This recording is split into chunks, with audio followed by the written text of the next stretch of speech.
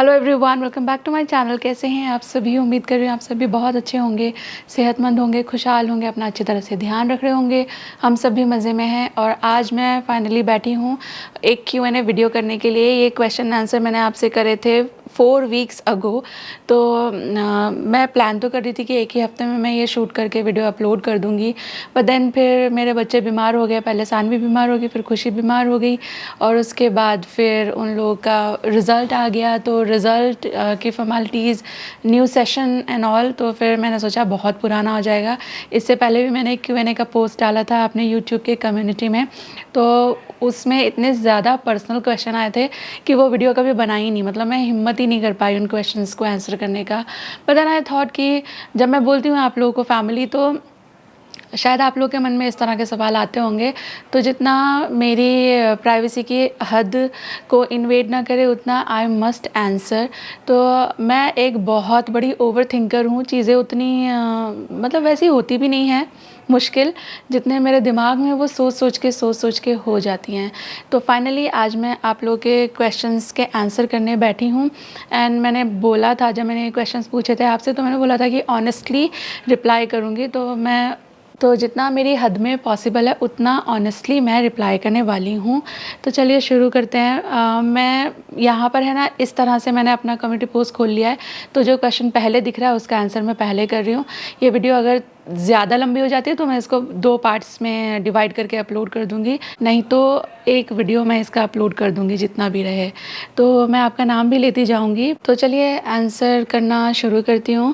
First comment is from Priya Peshawaria. She ask, hello Neelam, my question. और हाँ, मैं आपको ये भी बता दूँ, मैंने अभी तक ये क्वेश्चंस पढ़े भी नहीं हैं कि मैं कुछ प्रेप करके आई हूँ कि चलो आज मैं जवाब देती हूँ। जैसे जैसे आते जाएंगे वैसे वैसे मैं रिप्लाई करती जाऊँगी, क्योंकि फिर मतलब एक बार में जो रिप्लाई निकले वही ऑनेस्ट होता है। बार बार उसके ऊपर सोच करके बनाया जाए कि मेरे को क्या बोलना है, तो वो तो फिर दिमाग से आया, दिल से नहीं। और यहाँ मैं दिल से रिप्लाई करूँगी। तो she ask, hello Neelam, my question, when do you plan to take out time just for yourself and with yourself? When do you plan to address all the suppressed anger, grief, disappointments, unmet expectation, etc.? When do you plan to broaden your horizon? देखिए, बहुत ही deep question है। इतना तो मैंने कुछ सोचा और plan किया भी नहीं। मैं मेरे लिए टाइम हर रोज़ निकाल ही लेती हूँ। दिन में देखिए बहुत सारे रिस्पॉन्सिबिलिटीज़ होती हैं, बहुत सारे काम होते हैं जो मुझे करने होते हैं एक दिन में, लेकिन उसके बीच में भी बहुत सारा टाइम ऐसा होता है जब मैं कुछ भी नहीं कर रही होती हूँ। तो वो टाइम एक्चुअली मी टाइम ही हुआ ना। अभी डिपेंड करता है कि उस वक्त में मैं जैसे मुझे मूवी देखना पसंद है बहुत ज़्यादा। मैं टीवी कम देखती हूँ पर मुझे मूवीज़ पसंद है, तो मैं मूवी लगा लेती हूँ। तो वो मेरा मी टाइम है। It gives me entertainment. वो मेरे मूड को लाइट कर देता है। बॉलीवुड गाने मैं सुनती हूँ तो उससे भी मुझे बहुत हल्का हल्का अंदर फील होता है।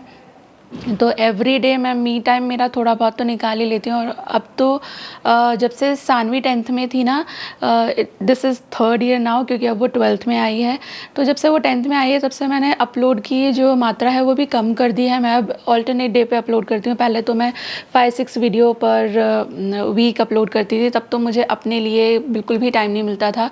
बट नाउ एक दिन मैं शूट करती हूँ, अगले दिन एडिट करके उसको अपलोड कर देती हूँ, तो बीच में मुझे काफ़ी सारा टाइम मेरे लिए मिल जाता है। ऑल्सो शायद आपका इशारा इस तरफ भी है कि मैं एक काफ़ी मोनोटोनस लाइफ जीती हूँ, सुबह से शाम, like a mom, like a home maker. तो मैं अपने लिए टाइम कब निकालूंगी, कब मैं मेरा ये लाइफस्टाइल बदलूंगी, तो वो सब मेरे टू डू लिस्ट में है। लेकिन ये साल जो है ये बहुत ज़्यादा इंपॉर्टेंट है। मेरे दोनों ही बच्चों के बोर्ड्स हैं, तो इस साल they need me more than ever. इसके बाद फिर शानू तो चली जाएगी कॉलेज, सिर्फ खुशी रह जाएगी। तो उसके बाद धीरे धीरे जैसे जैसे मेरी जिम्मेदारियां कम होती जाएंगी, मेरा वक्त मेरे लिए बढ़ता चला जाएगा। तो मेरा ऐसा चीज़ के लिए कोई प्लानिंग नहीं है। जैसा लाइफ ले जाएगी, जैसा अपॉर्चुनिटीज़ आएंगी, उस हिसाब से फिर मैं मेरे लिए टाइम निकालना शुरू करूँगी, अपनी चीज़ों को प्रायोरिटाइज़ करना शुरू करूँगी। पता है, एक चीज़ मैं आपको बताना चाहूँगी, लोग है ना इस चीज़ को बहुत ही नैरो वे में लेते हैं कि अरे तुम्हारा तो दिन ही कैसा है। पर it takes a lot of courage, lot of हिम्मत कि आप सुबह उठो, एक घर को बहुत प्यारे तरीके से चलाना चाहो। एक जो घर होता है ना, उस घर में जितने भी मेम्बर्स होते हैं ना, वो 4 लोग, जैसे मेरी फैमिली में 4 हैं, तो हम 4 इंडिविजुअल नहीं हैं। ऐसा बोलूँगी में जैसे एक कार के 4 पहिए होते हैं, अगर उनमें से एक भी ठीक से काम नहीं कर रहा है, पंक्चर है या कुछ भी प्रॉब्लम है, तो बाकी 3 पर उसका लोड आता है, ठीक है, और फिर वो गाड़ी चलती नहीं है, उसको खींचना पड़ता है। तो ऐसे ही फैमिली में जो आप 4 लोग हैं, मैं 4 इसलिए बोल रही हूँ कि मेरी फैमिली में 4 लोग हैं, आपकी फैमिली में 3, 2, 5, 6 जितने भी हों, अगर वो सब मतलब गाड़ी के 4 पहिए की तरह चल रहे हैं ना, तो ही आप किसी जगह तक पहुँचोगे।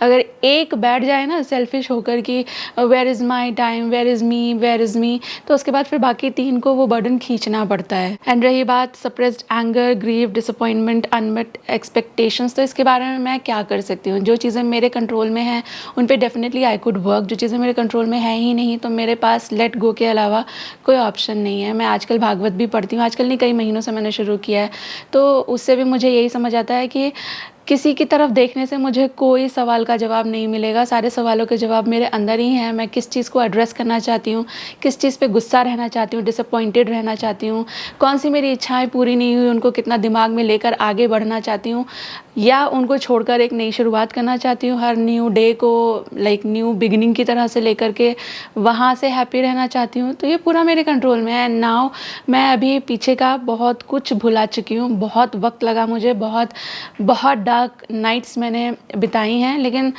अभी मेरे पास वो हिम्मत है कि मैं उस सब से आगे बढ़ रही हूँ। तो Priya, that was my answer and I am not very sure how apt it was, but मेरे पास इससे ज़्यादा भी बोलने के लिए कुछ है भी नहीं। देन पूर्वी पारिक आस्क, मस्त पिक्चर, प्लीज़ आप चीज़ केक की और रेसिपी बताना, thank you. Definitely cheesecake की बहुत अच्छी अच्छी रेसिपीज़ मेरे पास हैं, bake, no bake, easy, difficult. अभी देखो गर्मियाँ आ गई हैं, तो गर्मियों में ये सब चीज़ें खाने में ज़्यादा अच्छी लगती हैं, चिल्ड होती हैं। मैंगो वैंगो आएंगे तो मैं आपको और डेफिनेटली रेसिपीज़ शेयर करूँगी। Then Mariyam Shakeel ask, please share, Khushi ने वेट कैसे लूज़ करा, कौन सी डाइट या एक्सरसाइज फॉलो करी उसने, बिकॉज़ मैं खुद बहुत ज़्यादा स्ट्रगल कर रही हूँ वेट लूज़ करने में। Thank you, love you from Pakistan. Love you too Mariam ji. देखिए, खुशी ने वेट लूज़ करने के लिए कुछ भी नहीं किया, और आप और मेरी एज और खुशी की एज में बहुत फ़र्क है। खुशी है ना टीन एज के ट्रांजिशन से गुजर रही है, और हम लोग है ना अडल्ट बॉडीज़ हैं, तो हम लोगों के लिए एक एक इंच, एक एक किलो घटाने के लिए जितनी स्ट्रगल करनी पड़ती है ना, उतनी ये बच्चे लोगों को नहीं करनी पड़ती है। टीन एज में वैसे भी आपने देखा होगा, बच्चे एकदम से लंबे हो जाते हैं, एकदम से पतले हो जाते हैं, तो वही खुशी के साथ हुआ है। इनफैक्ट उसकी ये रैपिड वेट लॉस देखकर मैं वरिड हो गई थी, ऑनेस्टली आपको बता रही हूँ। तो मैंने ना एक डॉक्टर हैं, आप मेरे व्लॉग्स देखते हैं तो मैं बहुत बार बोल चुकी हूँ, वो मेरी फ्रेंड ही हैं। तो कुछ भी होता है बच्चे लोगों को, तो बच्चे लोगों को क्या, किसी को भी, मम्मी पापा को, मुझको, शर्मा जी को, तो मैं सबसे पहले उन्हें फ़ोन करके बता देती हूँ कि ऐसा ऐसा हो रहा है, what should I do.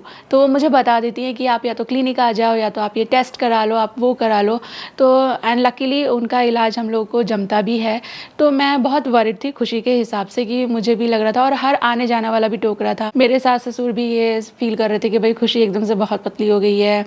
And फिर सब घूम फिर के ना थोड़ा सा मम्मी पे भी आता है कि आप ध्यान नहीं रख रहे हो, उसकी भूख बहुत ज़्यादा होगी, कम दे रहे हो, ये करो वो करो। मुझे बहुत लोगों ने बहुत हिदायतें दी, एंड यूट्यूब पे भी बहुत लोगों ने पूछा कि वो क्या कर रही है, एकदम से इतनी पतली हो गई, कमज़ोर लग रही है। कुछ लोगों ने इस तरह से, जैसे आपने पूछा कि वो पतली कैसे हो गई, और कुछ लोगों ने ऐसे कि क्या वो बीमार है, क्या हुआ है उसको। तो फिर मैंने, जो मेरी फ्रेंड है वो डॉक्टर है, मैंने उनसे पूछा कि खुशी ने ऐसे ऐसे, उसका जो भी कंडीशंस थे मैंने उनको सब बताया। तो शी सेड कि क्योंकि अभी वो टीनेजर है ना, तो उसका एक बार थायराइड टेस्ट करा लेते हैं। थायराइड की वजह से भी ऐसा होता है कि रैपिड वेट लॉस हो जाता है, एंड बाकी अगर आप चाहो तो और उसके दूसरे लेवल्स भी आप चेक करा लेना। तो मैंने कहा कि डेफिनेटली, बिकॉज मेरे को जानना है उसको कोई इशू तो नहीं है।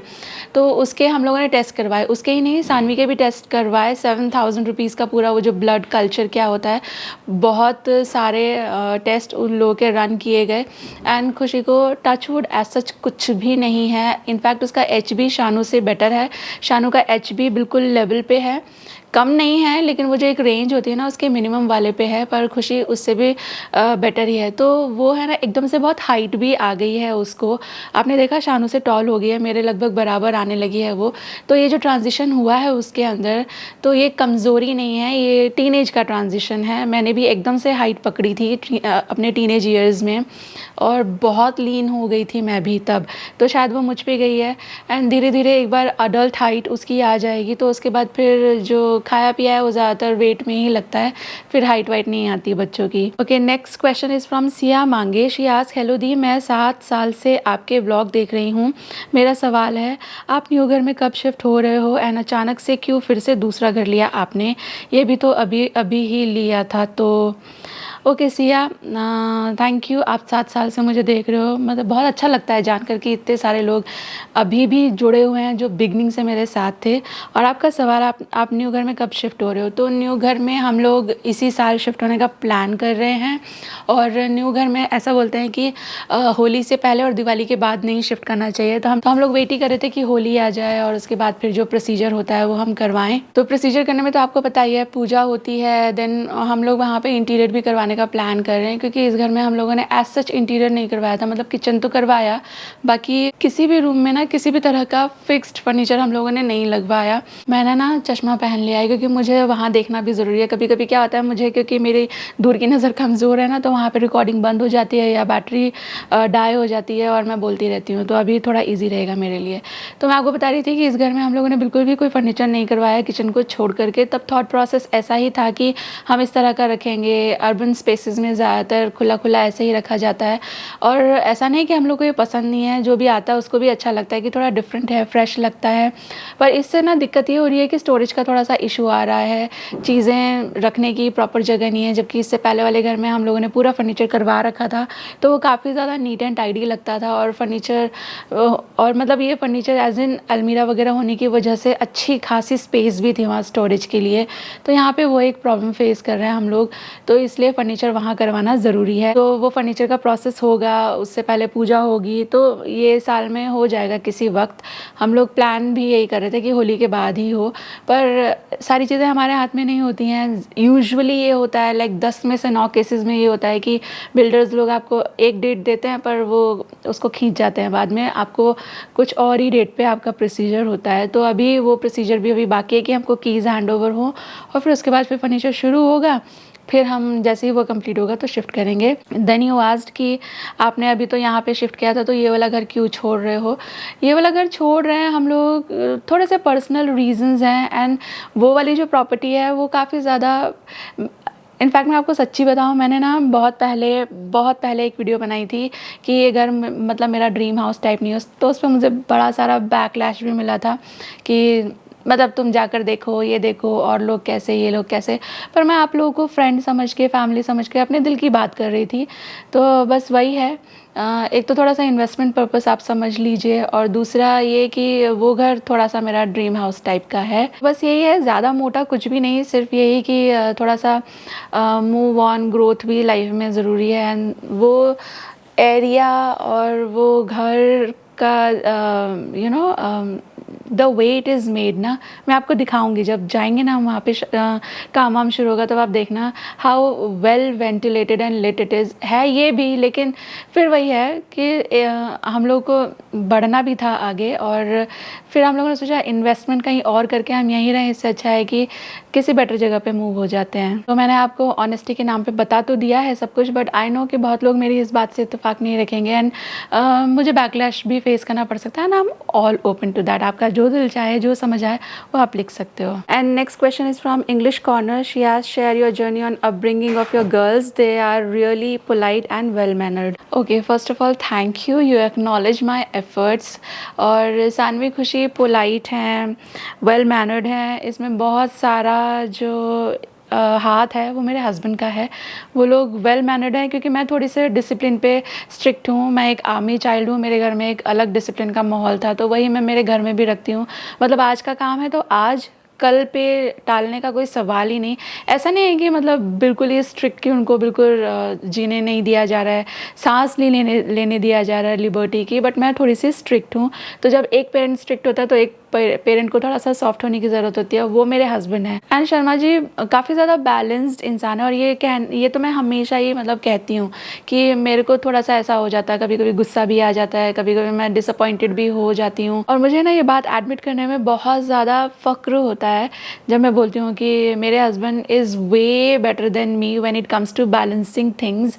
मैं काफ़ी ज़्यादा हार्ड वर्किंग आप मुझे कह सकते हो, और मैं बैक टू बैक काम कर सकती हूँ, लेकिन उसका ये होता है ना कि मुझे फिर गुस्सा भी जल्दी आता है, मैं डिसअपॉइंटेड भी जल्दी फ़ील करने लगती हूँ। जबकि शर्मा जी जो है ना, वो काफ़ी ज़्यादा बैलेंस रहते हैं सिचुएशन में। उनका पोजीशन भी ऐसा है कि he has to you know a, उनको बैलेंस होना ही पड़ेगा, वो एकदम से गुस्सा नहीं हो सकते हैं एंड ऑल, क्योंकि एक काफ़ी बड़ा टीम वो सँभालते हैं और काफ़ी ज़्यादा रिस्पॉन्सिबल पोजीशन पे वो हैं। तो उनको वो चीज़ें बैलेंस करना, पोलाइट रहना, हम्बल रहना अच्छी तरह से आता है। एंड मेरे बच्चे हम दोनों को ही देखकर बड़े हुए हैं, तो इसलिए उनको अपने आप ही पोलाइट होना, मैनर, डिसिप्लिन आता ही है। और दूसरा एक चीज़ मैं आपको और बोलूँगी, सानवी खुशी, इस चीज़ का बहुत लोग मजाक भी उड़ाते हैं कि आप तो कहीं घूमने नहीं जाते, ये नहीं जाते, वो नहीं जाते। तो हम लोग घूमने जाते हैं उतना जितना ज़रूरी है। हाँ, हम लोग अपने रिश्तेदारों से काफ़ी दूर हैं, हमारा बेस है नॉर्थ का और हम लोग इधर गुजरात आ गए, तो काफ़ी ज़्यादा दूर हो गया, काफ़ी ज़्यादा फ़र्क हो जाता है। आने जाने के लिए बहुत प्लानिंग करनी पड़ती है, पैसे भी खर्च होते हैं और टाइम भी बहुत लगता है। तो इसका एक नुकसान तो ये हुआ कि जैसे आप लोग, बहुत लोग तो ताना के तरह से मुझे बोल जाते हैं कि कहीं आने जाने को है नहीं तुम्हारे पास। लेकिन इसका एक फ़ायदा ये भी हुआ कि मेरे बच्चे ना, व्हेन दे आर लर्निंग, बहुत ज़्यादा डिस्ट्रैक्शन नहीं है कि अब यहाँ जाना है, अब वहाँ जाना है, अब कोई ये आ रखा है, अब कोई वो आ रखा है। तो they have learned a lot in life. और क्योंकि वो हम लोगों को देखते हैं, तो काफ़ी ज़्यादा बच्चे वैसा ही सीखते हैं, समझते हैं, जैसा घर का माहौल होता है। जैसे मैं जब छोटी थी तो हमारे घर में एक बिल्कुल टाइनी सा एग्जांपल मैं दे रही हूँ। मेरे मम्मी पापा की बहुत अच्छी इक्वेशन नहीं थी, आए दिन झगड़े होते थे, आए दिन झगड़े होते थे। और हमारे घर का बात करने का तरीका वही था जैसे मेरठ में नॉर्मली सब लोग बात करते हैं। तो मुझे जब मैं 9th में आई और मुझे पहली बार ये रियलाइज़ हुआ कि ब्रो तेरे को तो इंग्लिश नहीं आती और बहुत मुश्किल हो जाएगा, तो फिर जैसे मेरे पैरों तले से ना ज़मीन निकल गई, क्योंकि हम लोग इंग्लिश में ही पढ़ते थे। उससे पहले मैं बच्ची जैसी थी, बहुत ज़्यादा चीज़ें समझती भी नहीं थी और दिल पे भी लेती नहीं थी। बट 9th में मुझे पहली बार ये रियलाइज़ हुआ कि भाई नोट्स खुद बनाने हैं, सेल्फ स्टडी करनी है। मैंने कभी एक भी ट्यूशन की क्लास नहीं ली, क्योंकि मेरे पापा ने मतलब स्ट्रिक्टली मना ही कर दिया था। तो ये भी एक अच्छी बात है, मुझे सेल्फ स्टडी की आदत लग गई और I taught a lot of things to myself. पहले इंग्लिश सीखा मैंने, उसके बाद फिर कुकिंग भी सीखा, बेकिंग भी सीखा, होम मेकिंग भी सीखा। तो ये एक अच्छी चीज़ है। तो हमारे घर का वैसा माहौल था, तो वो स्ट्रगल मुझे करना पड़ा। दूसरा वैसा था, तो मैं थोड़ी सी अंडर कॉन्फिडेंट और सोशल एंग्जाइटी, वो सब मेरे साथ इश्यूज़ हो गए। पर टच वुड हम लोग कोशिश कर रहे हैं घर का अच्छा माहौल रखने की। तो वो सानवी खुशी की ग्रोथ में, उनके कैरेक्टर में, उनके बिहेवियर में आप लोग भी नोटिस करते हैं, उनका स्कूल भी नोटिस करता है, and wherever they go people notice. और रही बात अपब्रिंगिंग की जर्नी की, तो सानवी खुशी को मैं और मेरे हस्बैंड, बस हम दोनों ही पाला है। We never got help from anyone। Beginning में बड़ी प्रॉब्लम होती थी, मुझे लोग बोलते थे कि ये तो गूगल देखकर बच्चे पालेगी, मतलब मेरा मजाक उड़ाते थे।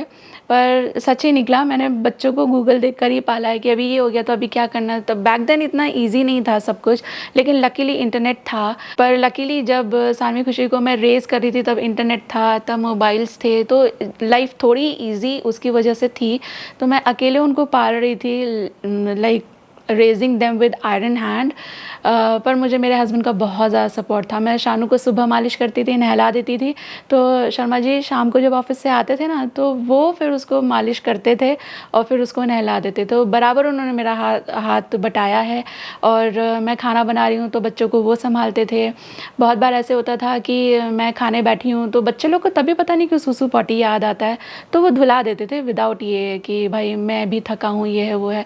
तो Saurabh is my partner in true sense. He is not like कि मैं पति और तुम पत्नी की तरह भी ये करो, नो।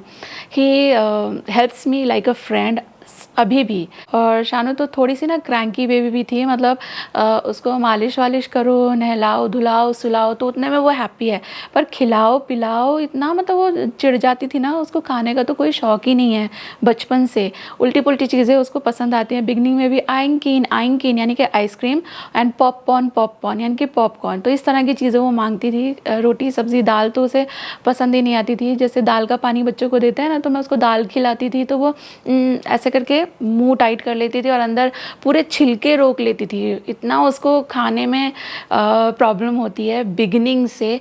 लेकिन अभी थोड़ा बड़ी हो रही तो सीख रही है। बट खुशी मेरा प्यारा बच्चा है। सब बोलते हैं कि जो पहला बच्चा होता है ना, वो बहुत स्ट्रगल करता है माँ बाप के साथ। लेकिन मैं आपको सच बताऊँ, हमने शानू को बहुत ही ज़्यादा नाजू से पाला, बहुत ही क्या बताऊँ, वो पहली बार की खुशी होती है ना कि मम्मी बन रहे हैं, पापा बन रहे हैं, फर्स्ट बेबी है। तो शानू पे बहुत ज़्यादा ही हम लोगों ने ध्यान दिया। उसकी 2 साल तक तो उसको ब्रेस्ट फीड करा, उसकी मालिश सुबह शाम की बराबर की हम लोगों ने। फिर खुशी आ गई तो क्योंकि शानू भी छोटी ही थी, तो खुशी को हम लोग देते तो थे उतना अटेंशन। एक तरह से बोलूँ, जब छोटा बच्चा जल्दी आ जाता है ना, एक तरह से ये बात भी ठीक है कि दोनों साथ साथ बड़े हो जाते हैं। लेकिन मैं समवेयर सोचती हूँ कि नहीं, बड़ा बच्चा थोड़ा अच्छा बड़ा हो जाए कि वो भी समझ पाए कि इतना छोटा उसका भाई बहन है घर में, और फिर छोटे को पूरी अटेंशन मिलती है जैसे बड़े को मिली थी। बैक टू बैक बच्चे कर देने से ना थोड़ा सा दोनों का ही स्पेस एंड टाइम कॉम्प्रोमाइज़ हो जाता है। तो वो मैंने ना उस वक्त फ़ील किया। थोड़ा सा शानू का भी टाइम कम हो गया और थोड़ा सा खुशी का भी टाइम कम हो गया। शानू थोड़ी सी बड़ी ज़्यादा होती तो खुशी को ज़्यादा अटेंशन मिलता एंड शानू को मिल चुका होता इतने सालों के लिए। बट खुशी ने ना बहुत साथ दिया मेरा, बहुत साथ। उसने कभी कोई खाने वाने में नाटक नहीं किया। उसकी मालिश करते थे तो उसको रैशेज़ हो जाते थे, तो वो भी हमसे ज़िम्मेदारी जैसे चली ही गई हो। तो खुशी मतलब बहुत ही ज़्यादा उसने मेरा साथ दिया इस जर्नी को ईज़ी बनाने। अगर वो भी शानू जैसी होती तो मैं शायद अपना सर पकड़ लेती। बट वो प्यार से उसको मैंने पॉटी ट्रेन किया, वो बहुत जल्दी पॉटी ट्रेन हो गई।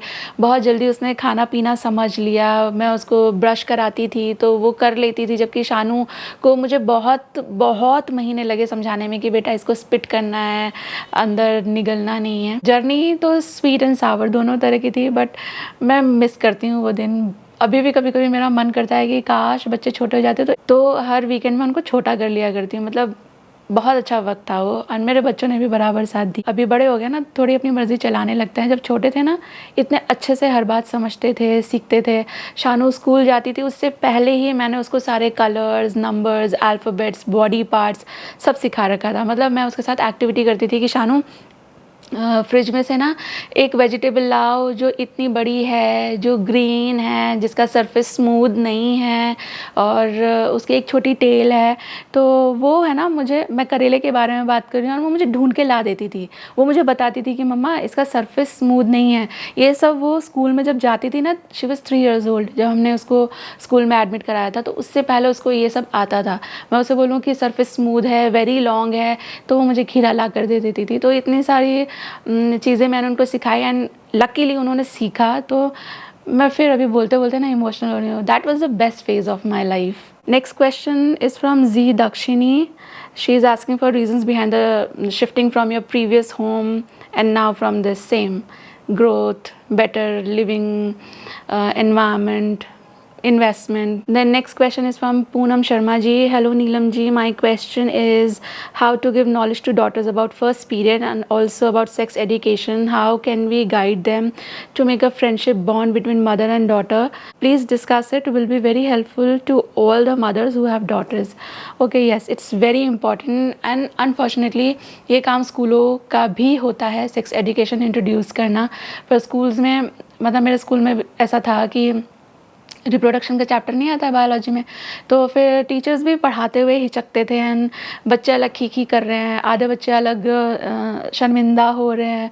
पता नहीं, ये चीज़ें हमारी ज़िंदगी में ना अच्छी डिग्री लेने से, अच्छा खाने पीने से, बढ़िया कार चलाने से ज़्यादा इम्पॉर्टेंट है, क्योंकि हमारे धरती पे अस्तित्व का वजह ही यही है। भगवान ने हमको कारें चलाने और अच्छा खाना खाने के लिए नहीं भेजा। भगवान ने ये प्रकृति चलते रहने के हिसाब से हमको भेजा है। तो इसके बारे में ना अच्छी तरह बात करनी चाहिए, और जितना छुपा छुपा के रखा जाता है ना, जैसे मैं आपको बताऊं, मैं आपको बिल्कुल ऑनेस्टली बता रही हूँ, स्टैट्स आप चेक कर लेना। मैं यहाँ रहती हूँ गुजरात में, और it's a dry state, and यहाँ पर बूट लेगिंग आए दिन इतनी न्यूज़ आती है ना, इतनी न्यूज़ आती है इलीगल लीकर की। तो जहाँ जितना दबा दबा के रखा जाता है ना बंदा, वहाँ पे और ज़्यादा ना आप कह सकते हो कि रिबेलियस होकर वो चीज़ें करता है कि नहीं, मुझे भी देखना है कि ऐसा भी क्या है, या तुम कौन होते हो मना करने वाले, आई तो डू दिस डू दैट। तो ये काम एक्चुअली स्कूलों में होना चाहिए। एंड जब मैं स्कूल में थी तो देखो, हम जब क्लास 6 में गए थे ना, तो 6th से वो सुनना शुरू हो गया था कि हाँ, मतलब जो फ्रेंड्स हैं उनको पीरियड्स आना शुरू हो गए हैं। मुझे 9th में ये साइकिल शुरू हुआ था, एंड वैसे ही मेरे बच्चों को भी काफ़ी लेट शुरू हुआ है। पर इससे पहले मैं उनको काफ़ी ज़्यादा इन्फॉर्मेशन दे चुकी थी, क्योंकि मुझे भी मेरे घर में काफ़ी ज़्यादा इन्फॉर्मेशन मिल चुकी थी, क्योंकि बाकी मेरी फ्रेंड्स, कज़न, वो सब लोग मुझसे पहले प्यूबर्टी एंटर कर गए थे। तो आई न्यू कि ये एक दिन सानवी खुशी के सामने भी आएगा ही, और फिर वो उस चीज़ को देखकर पैनिक करें एंड डर जाएं, उल्टा पुल्टा सोचने लगें। उससे अच्छा है उनके पास इस चीज़ की इन्फॉर्मेशन हो, क्योंकि नॉलेज से ना आपका फियर भागता है। मुझे याद है मैं क्लास 7 में थी और मेरी एक फ्रेंड को ऐसा हुआ था जब उसकी मम्मी भी घर पे नहीं थी। तो वो ना इतना पैनिक थी ना, नेक्स्ट डे वो मुझे बोलती कि नीलम तू चल, मुझे तुझे कुछ बताना है। तो मैंने कहा बताना। तो शी वाज लाइक कि नहीं, मैं यहाँ सबके सामने नहीं बता सकती हूँ, तू उधर चल, मुझे तुझे बताना है। तो वो मुझ पे इतना ट्रस्ट कर रही थी, उसे मुझे ही बताना था, and I was the one जिसको कुछ पता भी नहीं था कि उसको क्या गाइड करूँ। तो उसने मुझे बोला कि ऐसा ऐसा हो रहा है। तो एज आई टोल्ड यू कि 6 से ही मुझे तो नॉलेज थी, क्योंकि बहुत सारे लोग को मेरे अराउंड प्यूबर्टी वाज हिटिंग। तो मैंने उसको बोला कि देख, तू ऐसा कर, तू वैसा कर, अपने डैड को तू ये बोल सकती है। तो next day she came very happy. तो मैंने भी मेरे बच्चों को when they were in class 6 बताना शुरू कर दिया था। अभी क्या है ना, ग्रेजुअली जैसे जैसे एज बढ़ रही है ना, जैसे जैसे हम लोग और आगे बढ़ रहे हैं, तो प्यूबर्टी बच्चों को बहुत जल्दी आ रही है। जो एज मेरी उम्र के लोगों में जो एवरेज एज थी ना, हमसे ज़्यादा एवरेज एज हमारी मम्मी वाली जनरेशन की थी, और हमसे आगे जो बच्चे आ रहे हैं ना, इनकी एवरेज एज काफ़ी कम हो गई है। अभी 10 साल के बच्चे को भी पीरियड्स आते हैं, आ जाते हैं, ये नहीं कि सबको आ रहे हैं, पर as early as 9 years 10 years में भी दे आर एक्सपीरियंसिंग पीरियड्स। तो इसलिए नॉलेज देना बहुत ज़रूरी है। And I told them things थोड़ा सा ओपनली, थोड़ा सा फ्रेंडली, थोड़ा सा उस तरह से कि वो डरे नहीं। मैंने उन्हें समझाया कि बेटा it's part of nature, everyone goes through this and all that. तो वो लोग समझ गए। तो जब they experience it for the first time, उन्होंने आके स्ट्रेट मुझे बताया। ये एक चीज़ मैंने सानवी खुशी को सिखाई है, एंड वो इस चीज़ को फॉलो भी करते हैं कि whatever they are feeling ना, वो सबसे पहले आकर मुझे बताते हैं। ये पॉसिबल भी तब होता है ना जब वो एक बेस उनको दिया जाए, एक स्पेस उनको दिया जाए। सिमिलरली सेक्स एजुकेशन के बारे में भी मैं उनको समझाती हूँ, उतना हार्श तरीके से, उतना ओपनली नहीं। बट जैसे मैं थोड़ी देर पहले आपसे भी बोल रही थी ना कि देखिए, नेचर है ना, हमको उस तरह से तैयार कर देती है। हम अपने दिमाग में कितना भी सोचें कि हम बच्चे हैं, या अरे ये तो बच्चा है, जैसे हम माँ बाप के लिए इनके बच्चे हमेशा बच्चे ही रहते हैं ना, हम थोड़ा सा ये मानने के लिए तैयार नहीं होते कि अच्छा बच्चा इतना बड़ा हो गया। लेकिन नेचर तो अपना काम कर रही है ना। आप बच्चे को कितना भी पैम्पर करके रखो, कितना ही समाज से बचा करके रखो, दुनियादारी के रीति रिवाजों से, चीज़ों से, सोसाइटी में क्या चल रहा है उन सबसे आप कितना भी उनको बचा करके रखो, but nature inside your body is working. तो टाइम आने पे प्यूबर्टी भी आएगी, टाइम आने पे सब चीज़ें होंगी, वो फीलिंग्स भी आएंगी, क्योंकि hormones are playing their game, it's not in our control. तो इसलिए बच्चों को पहले से समझा के रखना ज़रूरी है। मैंने भी उन्हें समझा रखा है, and every now and then we talk about it. बच्चे लोगों को कभी कभी ऐसी वैसी कहीं से न्यूज़ मिलती हैं जिससे वो थोड़ा सा डिस्टर्ब हो जाते हैं, हिल जाते हैं। वो आके मुझे बताते हैं मम्मा ऐसा हुआ, वहाँ पे वैसा हुआ। तो मैं उनको फिर समझाने की कोशिश करती हूँ, जिससे वो चीज़ों से पैनिक ना हो, वो समझें कि लाइफ में ये सब होता है, एंड बहुत सारी चीज़ें हमारे हॉर्मोन्स की वजह से होती हैं। आज हार्मोन चढ़ाव पे हैं तो हमें प्यार भी होगा, ये भी होगा, वो भी होगा। कल को ये हार्मोन नीचे जाएंगे तो प्यार भी नहीं रहेगा, कोई हमको हैंडसम लग रहा है, ब्यूटीफुल लग रहा है, वो भी नहीं रहेगा, ये यूथ भी नहीं रहेगा। तो हर चीज़ के ऊपर टच ऑन करना ज़रूरी है, एंड बी फ्रेंडली। आप है ना, अपना अपना इन्फॉर्मेशन देने से पहले थोड़ा बात करके ये देखें कि उनको इस चीज़ के बारे में कितना नॉलेज एंड एक्सपोजर पहले से है। आजकल के बच्चों को सब कुछ पता ही चल जाता है। हम भले ही उन्हें ना बताएं, बट उनके क्लास के दूसरे और बच्चे, and then this internet thing, सब कुछ उनके सामने परोसा हुआ रखा ही है। तो वही है कि थोड़ा सा ना बच्चों को ये फील होने दें कि दिस इज़ द पर्सन, अगर मुझे कोई प्रॉब्लम है तो मुझे इसके पास आना है। This is a person who has capabilities to solve all my problems. This is the person who will understand what I'm going through बिना मेरे कहे। आप जिस दिन एक्सपीरियंस या ये अंडरस्टैंडिंग उनको दे दोगे ना, आप उस दिन से फिर देखने लगना क्या बॉन्डिंग फ्रेंडशिप आपके और आपके बच्चों के बीच में आ जाएगी। And be on vocal terms, हर चीज़ पे बात करें, बेटर है। बस अपने फाइनेंसेस ना डिस्कस करें। देखो मेरी ये बात बहुतों को अच्छी नहीं भी लग सकती है, लेकिन बच्चों को फाइनेंस समझाने की ज़रूरत नहीं है। एक एज आएगी उसके बाद आप आपके फाइनेंसेस उनके सामने खोल सकते हो, उनको फाइनेंशियल एजुकेशन दे सकते हो, पर उससे पहले उनको ये समझा देना कि हम गरीब हैं, ये भी उन पे नेगेटिव असर डालता है। और ये समझा देना कि हम भाई काफ़ी अमीर हैं, हम पे बहुत पैसा है, ये भी उन पे नेगेटिव असर डालता है। तो बच्चों पे अपने फाइनेंसेस, आप के जो फाइनेंसेस है ना वो ना खोलें, क्योंकि बच्चे अपने हिसाब से अमीर गरीब आगे बनेंगे अपनी कैपेबिलिटीज़, अपनी जॉब के हिसाब से। पर हाँ, फाइनेंशियल एजुकेशन देना उन्हें आप ही का काम है, पर वो एक सर्टेन एज के बाद। Okay, next question is from Grashmita. Hi, can you please share how you shoot your videos? Which camera do you use? Which editing app to edit? How I shoot? I shoot very simply. अभी तो मतलब एक iPhone है मेरे पास, मैं iPhone से shoot करती हूँ।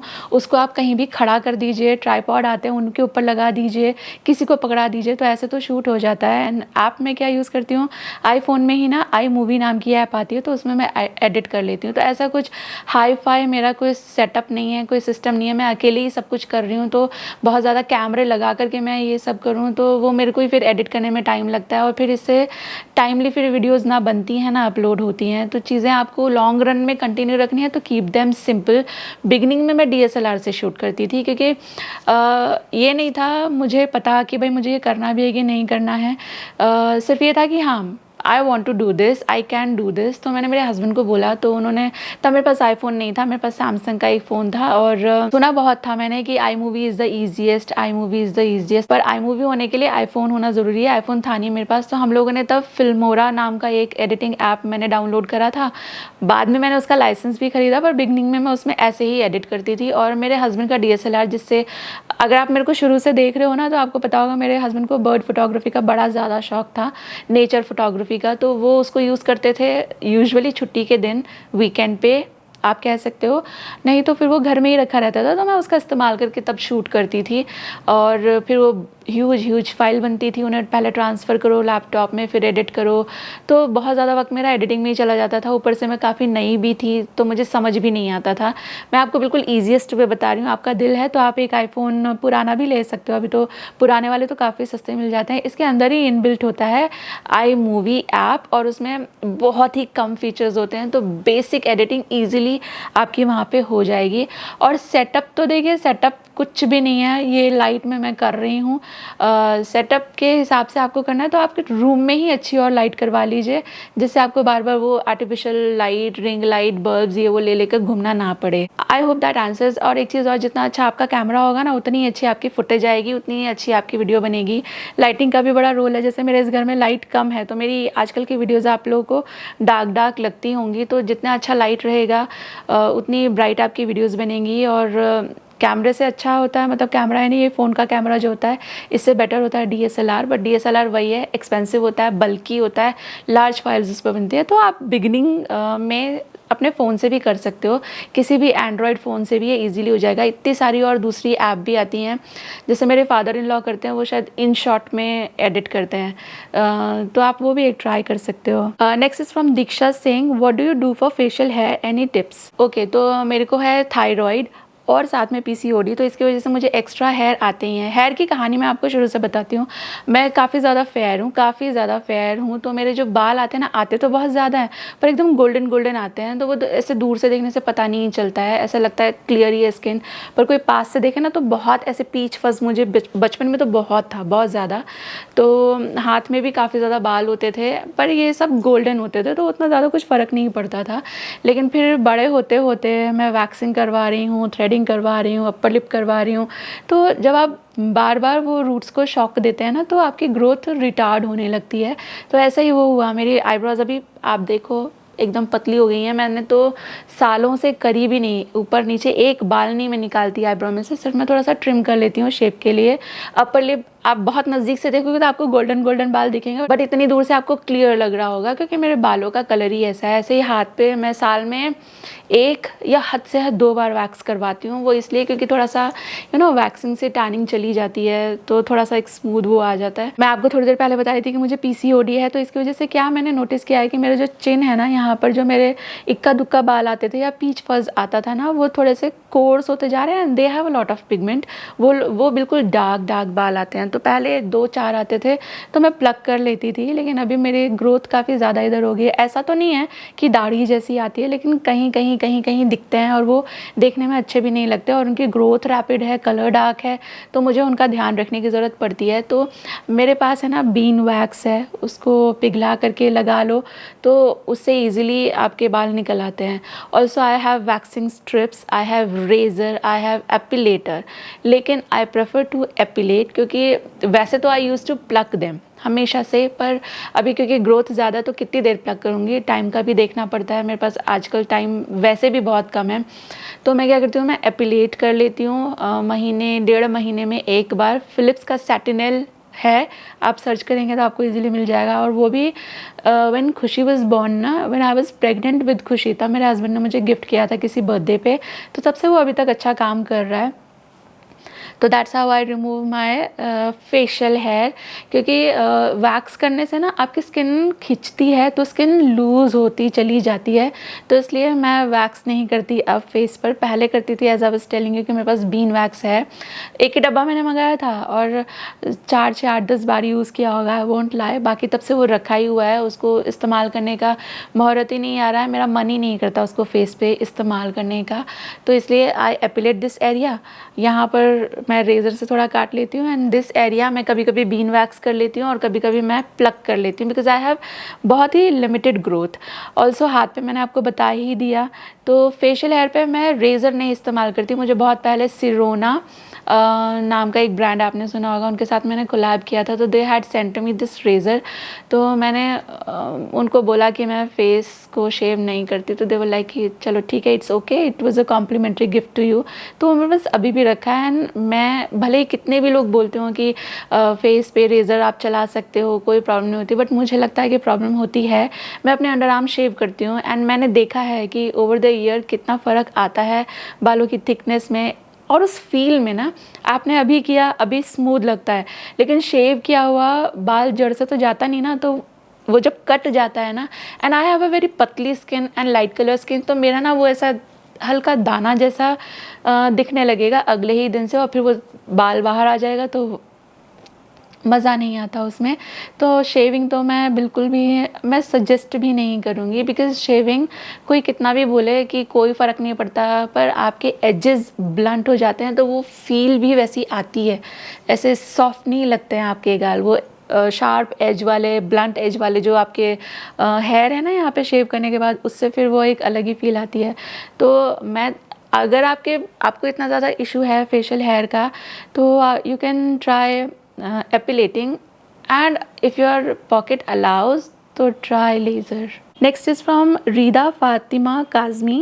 I'm watching you for last 5 years from UK. I want to thank you first for helping me in several ways. I'm a working woman and also a housewife. You always give me motivation not to give up and try your best. I want to ask, how do you manage your social connections? As being an introvert, I'm quite weak at friendships and social interactions. Rida, मेरे social connections बहुत ज़्यादा नहीं है। मेरे phone में जितने भी numbers भरे हुए हैं वो ज़्यादातर स्कूल, वर्क, ट्यूशन, इसी तरह के हैं। मेरे बहुत फ्रेंड्स नहीं हैं। मैं ऑनेस्टली ओपनली यहाँ एडमिट कर रही हूँ, because I am very poor at it and I am also not available.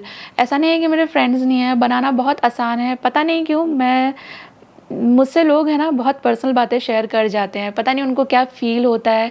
तो मेरे पास बहुत गिने चुने फ्रेंड्स हैं और एज का भी कोई बार नहीं है, कोई मुझसे बड़े हैं, कोई मुझसे छोटे हैं। लेकिन मैं ना, जैसे मैं आपको बता रही थी कि मैं आई एम नॉट अवेलेबल। फ्रेंडशिप है ना, ऊपर ऊपर से आप देखिए तो बहुत अच्छी चीज़ें लगती हैं कि फ्रेंड्स घूम रहे हैं, फ्रेंड्स ये कर रहे हैं, फ्रेंड्स वो कर रहे हैं, बट वो सब चीज़ों के लिए टाइम चाहिए। एंड मैं अभी अपनी ज़िंदगी के ना बहुत ही इम्पॉर्टेंट, बहुत ही क्रूशल फेज़ में हूँ। मेरी बड़ी वाली बेटी की 12वीं है और छोटी वाली की 10वीं है। इससे पहले भी राइट फ्रॉम द टाइम जब से शानू 10th में आई है ना, मैंने बहुत ज़्यादा चीज़ें ना उनकी तरफ शिफ्ट कर दी हैं। मेरा फोकस, एनर्जी, एवरीथिंग। मैं यूट्यूब भी बहुत कम करती हूँ अभी, बहुत कम से मतलब आधा ही हो गया है। ऑल्टरनेट जाता है, कभी कभी 2-2 3-3 दिन तक भी मैं अपलोड नहीं करती, क्योंकि वो लोग या मेरा ना कार्ड फुल हो गया था। तो मैं ये बोल रही थी कि ये है ना उन लोगों का करियर बिल्डिंग फेज़ है। उनको अभी जितना मैं सपोर्ट दे सकती हूँ ना, वो उतना उनके लिए ही ज़्यादा हेल्पफुल होगा। एंड इवेंचुअली मेरे लिए भी। बच्चे ज़िंदगी में कुछ अच्छा कर लेते हैं तो माँ बाप खुश हो जाते हैं, उनको एक संतुष्टि आ जाती है, वरना फिर बाद में ये रिग्रेट ही रह जाता है कि हमने तब ये क्यों नहीं किया, हमने तब वो क्यों नहीं किया। और रही बात इंट्रोवर्ट होने की, तो मैं भी इंट्रोवर्ट हूँ और मुझे काफ़ी ज़्यादा अनकम्फर्टेबल फील होता है लोगों के बीच में। लाइक बात थोड़ा सा फॉर्मली जितनी कर सकते हैं उतनी मुझसे होती है, बट वो बातें बनाने वाला एक फैक्टर होता है ना। मैंने देखा है लोग कितनी देर तक बातें कर सकते हैं, कुछ कुछ अजीब अजीब बातें ही करते रहते हैं। तो मुझे लगता है यार इतना भी टाइम वेस्ट करने की क्या ज़रूरत है।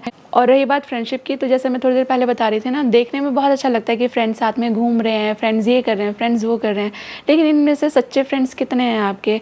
The moment you change your house to different society, the moment you change your city, आधे से ज़्यादा मैं बोलूँगी 90% दोस्तियाँ वहीं ख़त्म हो जाती हैं। वो कहते हैं ना, नज़र से दूर दिल से दूर वाली कहानी हो जाती है। तो ऐसी दोस्ती के पीछे आपका प्रेशियस टाइम क्यों वेस्ट करना? और दोस्ती है ना टाइम भी मांगती है, तो वो भी एक चीज़ है कि आपके पास टाइम है कितना ये सब में देने के लिए।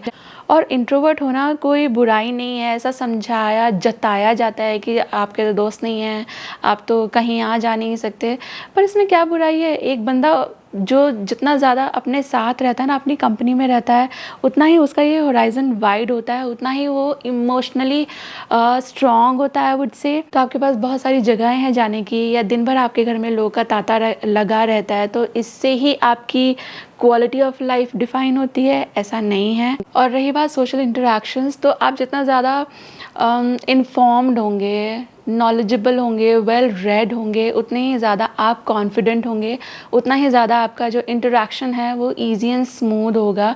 इससे इंट्रोवर्ट या एक्सट्रोवर्ट होने का कोई लेना देना नहीं है। इंट्रोवर्ट लोग भी काफ़ी क्वालिटी लाइफ जीते हैं। ऐसा नहीं है कि वो लोग जो बहुत सारे दोस्तों में गिरे रहते हैं उन्हीं की ज़िंदगी में मज़ा है, अपनी कंपनी में भी बहुत मज़ा आता है। एंड अबव ऑल मैं आपको यही बोलूँगी, be confident about your self. आप जैसे भी हो, आप इंट्रोवर्ट हैं, वो भी एक बहुत ही ब्यूटीफुल फीलिंग है, वो भी एक बहुत ही ब्यूटीफुल स्टेट है।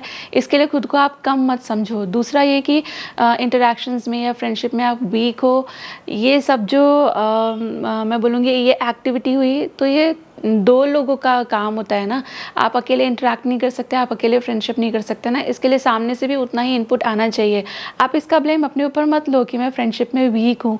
क्या पता आपको सामने से उस तरह का सपोर्ट नहीं मिला कि आप फ्रेंडशिप को उस हद तक ले जाते, निभाते, जहाँ तक आपका दिल चाहता है या जहाँ तक आपकी कुव्वत है ना। ये तो सामने से भी आना चाहिए ना। सामने वाले नहीं हैं उतने जेन्युइन, सामने वाले पे उतना भरोसा नहीं किया जा सकता, तो you also can not give your 100% to any friendship. And social interaction, जैसे मैं थोड़ी देर पहले बोल रही थी, आपके थॉट जितने क्लियर होंगे ना, आप जितना रीजनिंग अच्छी तरह से कर पाएंगे, आपका ये सोशल इंटरेक्शन उतना ही बेहतर होता चला जाएगा ना। अगेन आई एम सेइंग, अपने आप को कम मत समझिए, be confident about your self. सब चीज़ें अपने आप ही ठीक होने लगती हैं द मोमेंट यू रियलाइज कि I am no less than anyone, I am equally beautiful, equally capable, equally deserving. Next is from BS corner. So beautiful, नन्हे मुन्ने प्यारे प्यारे बच्चे मम्मा जी के साथ, god bless you too dear. And next is from Priya Amar की दुनिया। आपके हैंड में जो पेन होता था वो ठीक हुआ कि नहीं? सेम मुझे भी मेरे हथेली में होता है। एंड आप जो टैबलेट्स लेती हैं विटामिन्स एंड अदर वाला, वो प्रिस्क्राइब्ड है डॉक्टर से या अपने से? ओके प्रिया, मेरे ना हैंड में दर्द नहीं होता है, मेरे को फिंगर्स में दर्द होता था एंड मेरा दर्द थोड़ा सा सबसाइड हो गया है। मुझे यहाँ पर एक है ना प्रोट्रूजन जैसा फील हो रहा है। पहले ये छूने से बहुत दर्द होता था, अभी इसमें दर्द हल्का हल्का है। तो मैंने मेरा जो ये होता है ना रूमेटाइड आर्थराइटिस, उसका टेस्ट करवाया था RA का, वो मेरा टेस्ट नेगेटिव आया है, तो मुझे आर्थराइटिस नहीं है। और मेरे हाथों में अभी पेन भी उतना नहीं है।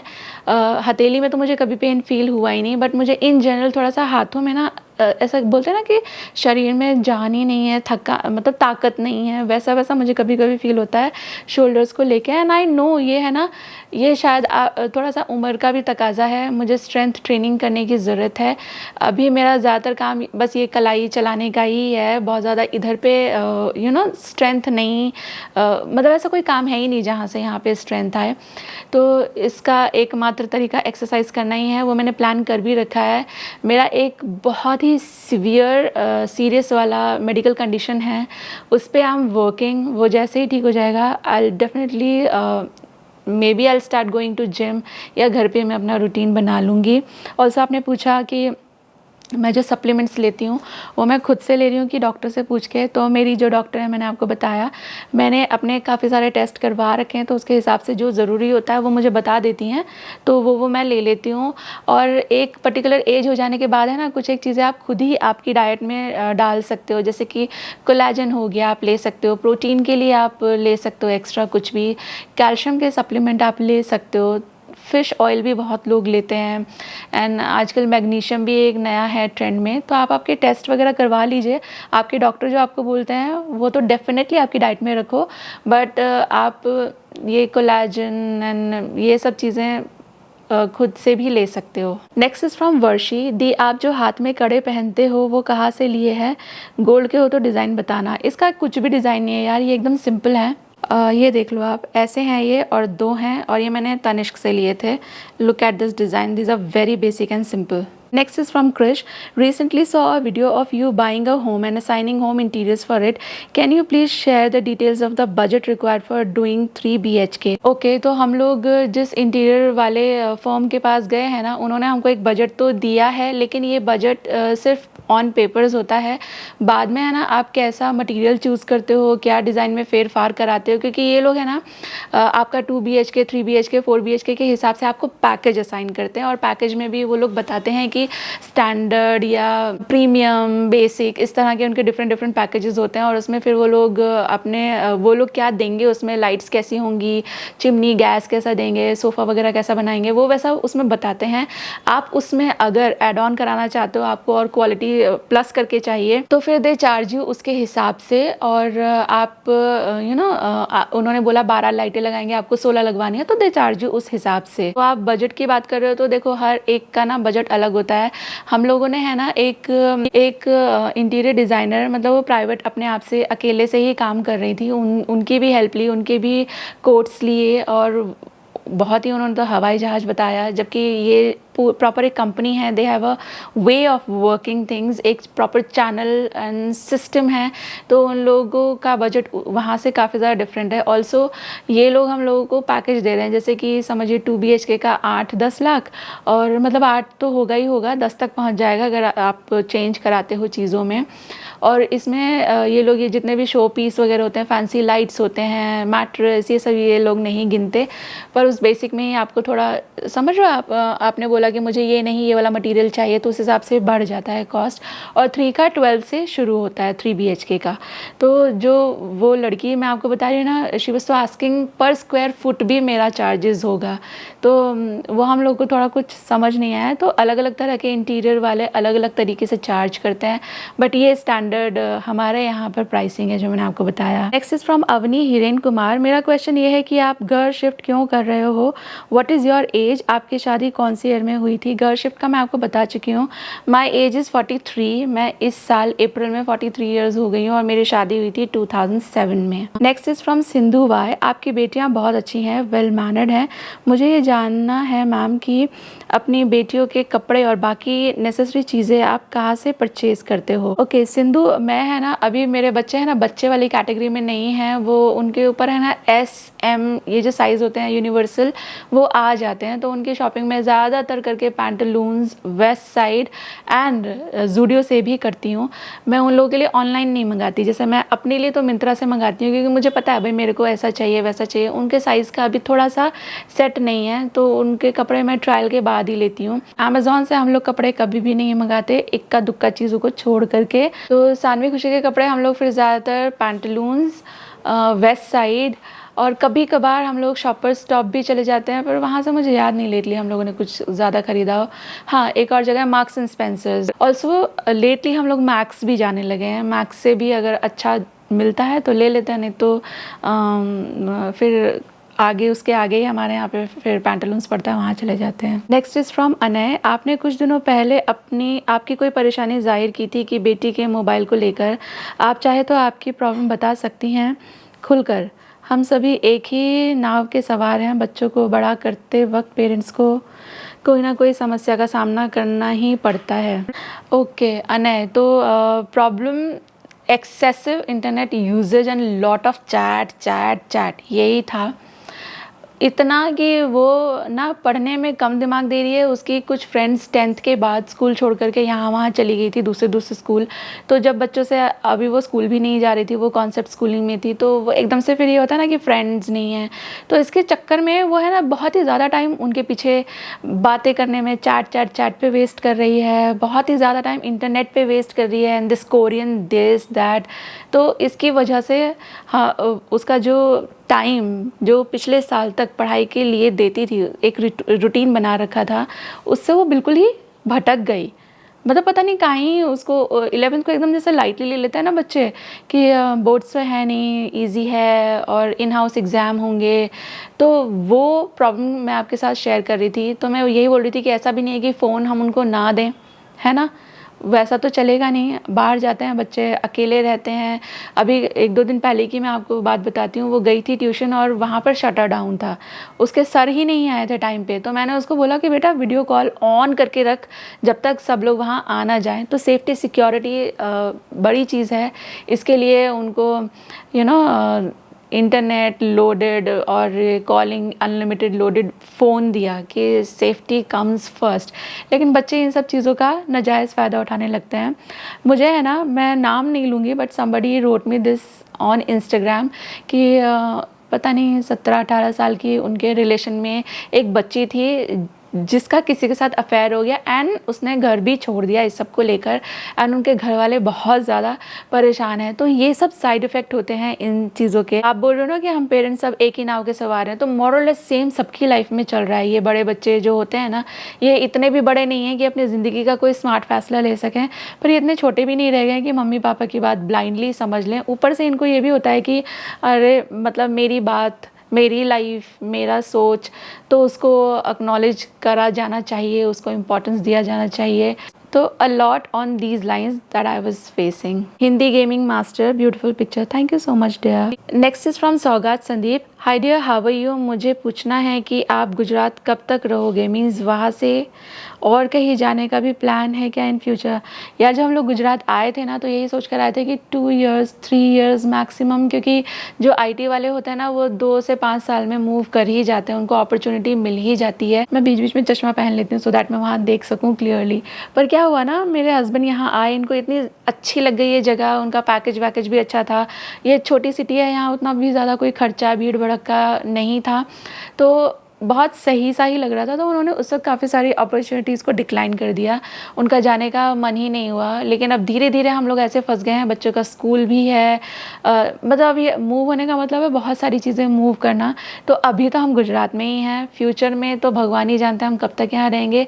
प्लान हमेशा यहाँ रहने का नहीं है, प्लान तो कर रहे हैं सभी लोग मिलकर, मतलब मैं और शर्मा जी नहीं, सभी लोग, घर के और दूसरे बड़े भी मिलकर। देखते हैं जो जैसा होगा, जैसा मतलब वही है कि प्रभु इच्छा के आगे हमारी इच्छा कुछ भी नहीं है। वो जो चाहेंगे, वो जो सोचेंगे, उन्होंने जो प्लान किया होगा तो वही। तो यहाँ पर फॉरएवर रहने का प्लानिंग नहीं है, बट देखते हैं क्या होगा।